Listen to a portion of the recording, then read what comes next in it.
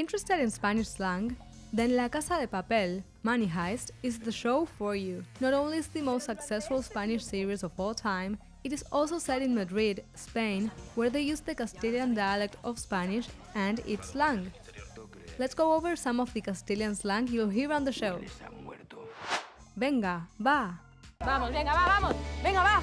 Because of its multiple uses, venga is heard all the time in Spain. Some common ways of using it are to express agreement, as you would use okay or let's do it in English, and to cheer up someone, like with come on or right on. When adding va after it, you add a bit of extra emphasis to venga, so in the context of that scene, you could translate venga, va as right on, let's do it. Vamos, venga, va, vamos. Venga, va. De la hostia. Denver y Río tienen un miedo de la hostia. Literally, the word hostia refers to the communion wafer found in Christian rituals, but in non-sacred situations, it has other multiple meanings. The expression de la hostia, specifically, is used when saying something is great, extraordinary, or amazing. Nairobi is talking about Denver and Rio having a great fear, as many characters do during the robbery in the series. You can also use this expression in more positive situations, as when you have a great burger. You could say, esta hamburguesa está de la hostia. This burger is amazing. Denver y Río tienen un miedo de la hostia. Puñetero. Estamos atracando el puñetero Banco de España. When you use the adjective puñetero, it means the noun after it is annoying or causing you troubles. The use is similar to the words freaking or damn in English. So the puñetero Bank of Spain could translate into the freaking Bank of Spain. Estamos atracando el puñetero Banco de España. Jarana. Por eso cuando hay jarana yo siempre pienso en los sitios donde fui feliz. Jarana refers to a fuss or a riot. Depending on the context, you could give it a positive or negative meaning though. You could call jarana a party with lots of people dancing and having fun, and you could also call jarana a reunion of noisy people being loud outside your house in the middle of the night. Por eso cuando hay jarana yo siempre pienso en los sitios donde fui feliz. Joder. Joder, ya te digo.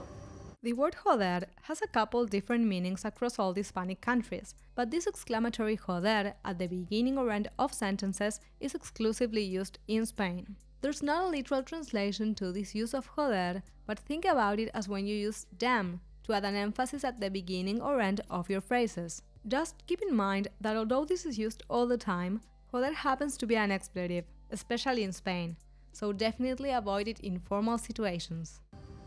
Joder, ya te digo. Seeing people speak Spanish slang can be a great way to learn the nuances of the language, like in this video. You can find this video on FluentU with in-depth interactable subtitles, personalized quizzes, and custom vocabulary lists. There are countless videos to choose from on FluentU for you to learn all facets of Spanish. To start learning authentic Spanish, go to the link in the description and start your free trial. Tío or tía. ¿A cuántos tíos conoces tú que dejarían a Tokio? Literally uncle, the word tío in Spain is also used to refer to a guy. And if you're talking about a girl, you would say the equivalent to aunt, which is tía. ¿A cuántos tíos conoces tú que dejarían a Tokio? Ostras. Ostras, es raro. Ostras literally means oysters, but it can also be used as yikes is used in English, kind of to express surprise about something. For example, you could say, ostras, esa es una gran porción de patatas fritas. Yikes, that's a big serving of fries. Ostras, es raro. Gilipollez.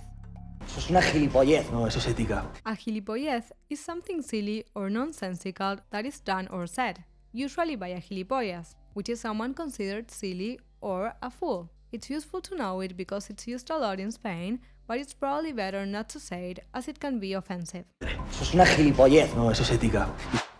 Vale. 3 millones, por favor, en efectivo, que no soy mucho de ir al cajero, ¿vale? Vale is another word that has a lot of meanings, but in Spain, it's used as an equivalent to okay. So you could use it as a question, as in the previous example, or as an acceptance. For example, if they ask you, ¿Quieres ir al cine? Would you like to go to the movies? You could answer, Vale, vamos. Okay, let's go. 3 millones, por favor, en efectivo, que no soy mucho de ir al cajero, ¿vale? De cojones. Sería raro de cojones. Cojones is really a vulgar word with multiple uses and combinations that slightly change its meaning depending on the context. But the expression de cojones could translate into words like very, extremely, really, etc. So raro de cojones means extremely or really weird. Sería raro de cojones. For more Spanish with TV, check out this video. Thanks for watching and happy language learning!